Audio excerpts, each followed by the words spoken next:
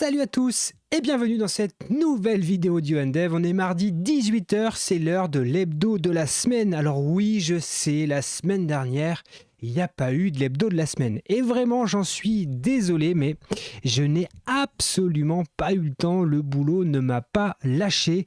Mais on se retrouve, ça va mieux. J'ai eu le temps de l'enregistrer. Alors là, on n'est pas mardi, je l'enregistre, il est samedi. Quelle heure il est? Il est 22h30. Voilà, messieurs, dames, vous savez tout. J'enregistre l'hebdo du mardi le samedi à 22h30. Bref, allez, avant de balayer nos 10 ressources, nos 10 actualités en 10 minutes, eh bien, vous connaissez le jeu, on est sur YouTube, un petit abonnement, un petit like, un petit commentaire, et allez, on est parti. Vous le savez, vous pouvez participer à l'hebdo de la semaine en soumettant vos ressources sur le site hebdo avec dozo.fr, n'hésitez pas.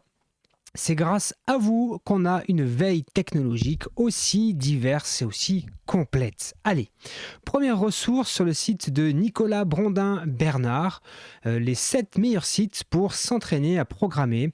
Et là, vous avez plein de liens pour vous exercer à l'algorithmie, pour vous exercer encore à l'algorithmie ici, pour faire des choses sur les bases de données, les maths, ici sur des jeux ou de l'intelligence artificielle, du HTML, du CSS, bref, une mine de ressources que je vous invite très chaudement à aller consulter. Merci Nicolas pour cette belle compilation de ressources. Autre ressource sur le site, le blog de Zwindler.fr, où il nous explique, et c'est super intéressant, un petit retour d'expérience sur une migration de WordPress vers Hugo. Puisque ça fait très longtemps qu'il blogue, ça fait, vous voyez, il nous dit ici 12 ans de blogging, il utilisait WordPress, et donc il a décidé de migrer l'entièreté de son contenu de WordPress vers Hugo. C'est un article en 2 parties et c'est vraiment très intéressant. J'avoue que ça me motive moi aussi beaucoup à utiliser autre chose que WordPress parce que effectivement je suis tout comme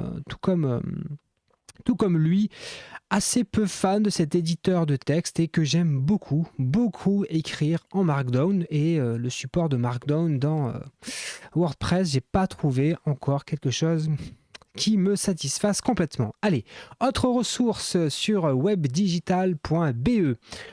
Un article qui revient sur une question de la publicité et d'un avenir sans cookies.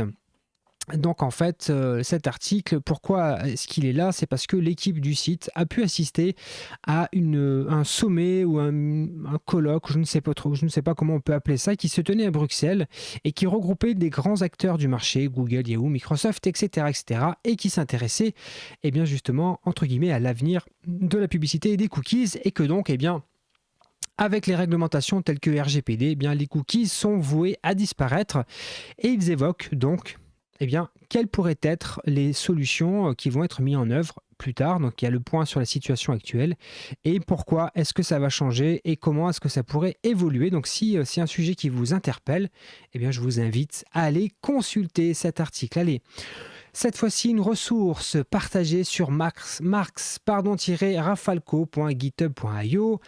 Un article qui parle de tests sur Symfony et comment est-ce que vous pouvez améliorer les performances de vos tests. Alors, il y a plein d'exemples, plein d'astuces, mais par exemple, c'est pour le hacheur de mots de passe, utiliser un système qui est plus simple.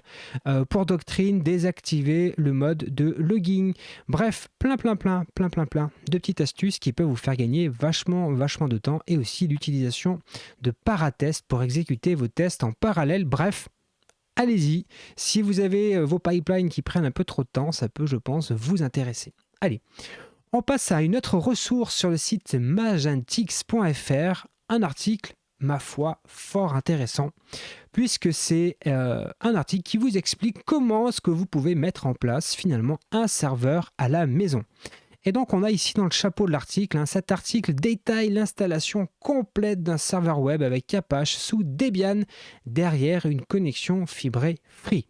Donc, très intéressant, assez complet, ça parle du matos, ça parle d'électricité, ça parle de la connexion Internet, ça parle de la machine à choisir, bref, hyper complet, hyper technique. Et si vous avez envie de vous lancer dans l'aventure, eh bien, je pense que vous ne trouverez pas plus complet que cet article. Vraiment, il en vaut la peine. Très, très, très intéressant. Je suis ravi de l'avoir découvert. Alors, non, moi, je ne vais pas héberger ça à la maison. J'ai pas la fibre. J'habite au fin fond de la campagne drômoise. Et j'ai mes pauvres 5 mégabits d'upload. Donc, oubliez l'idée d'héberger quoi que ce soit chez moi. Allez, ressource suivante sur lemagit.fr. Un article que je conseille à tous les DSI de France et de Navarre, comme on dit, c'est un récit sur comment l'entreprise Manutan s'est sortie d'une cyberattaque qu'elle a subie le 21 février. Et en fait, si on essaye un petit peu de retracer l'histoire, le dimanche 21 février, le géant Manutan va découvrir dans la nuit, un dimanche il me semble, que les 2/3 de ces 1200 serveurs viennent de succomber à l'assaut du ransomware d'Opel Paymer. Et donc imaginez l'histoire, ça fait beaucoup de serveurs et il y a toute l'entreprise qui est à l'arrêt dans ces moments-là. Alors ce qui est intéressant quand même, qui m'a fait un petit peu sourire dans ce malheur qu'ils ont pu vivre, c'est que sur leurs 1200 serveurs, les 400 serveurs Linux étaient intacts. Ça, c'est pas très surprenant. Ce qui est plus surprenant et qui m'a fait vraiment sourire, c'est les quelques très vieux serveurs qui étaient encore sur Windows 2000 et 2003, eux n'ont pas été touchés. Alors, je ne sais pas quelle conclusion il faut en tirer. Je ne suis pas en train de vous dire que vous devez garder à tout prix vos serveurs 2000 et 2003, mais en tout cas, ça m'a fait sourire. Allez, ressources supplémentaires, c'est sur le blog.ipon.fr. Un article qui vous propose de mettre en place des environnements par branche avec GitLab. Donc il y a un petit rappel sur les pipelines GitLab en fait, puis ensuite l'auteur nous propose comment on peut laisser GitLab finalement gérer nos branches Git grâce aux issues, donc très intéressant comme approche. Et puis ensuite, comment est-ce qu'on peut avoir des environnements qui soient branchés entre guillemets et que les déploiements se fassent en fonction des branches. Bref, un article très intéressant si vous êtes intéressé par le déploiement, par la CICD. Je pense que cet article va vous éclairer un petit peu sur des petites astuces pour mettre des choses en place avec GitLab CI. Allez, notre ressource, là, les deux prochaines, elles parlent de la même chose, mais parce que c'est important, vous le savez, PHP a bientôt 25 ans et il y a un auteur principal d'ailleurs de PHP qui va quitter la barque, mais justement, pour essayer de structurer ça, il y a une fondation qui est en train d'être mise en place ou qui a été mise en place, je ne sais pas exactement,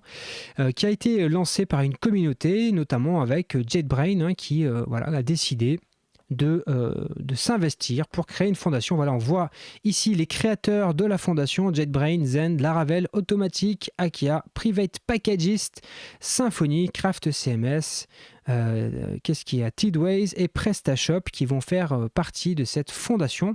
Le deuxième article, la deuxième ressource, parce que c'est une information importante dans l'univers Symfony, on est quand même basé sur du PHP. Donc sur lemondeinformatique.fr, il y a plein de sites de développement qui parlent de PHP, qui évidemment ont parlé de cette actualité importante. Et je vous disais qu'il y avait un développeur, un des principaux contributeurs de PHP qui se détachait un petit peu, c'est Nikita Popov, qui quitte un petit peu l'équipe core, ou je ne sais pas comment on les appelle, qui développe pour PHP. Donc très important de suivre cet objectif de fondation. En tout cas, moi, je trouve que c'est plutôt intéressant. Et je vous ai gardé le meilleur pour la fin. Le meilleur pour la fin parce qu'on utilise tous les jours, peut-être, du lorem ipsum.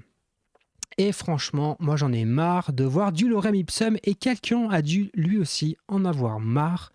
Et je vous propose donc le site logoden-biniou.com pour avoir tout simplement un générateur de faux textes en breton.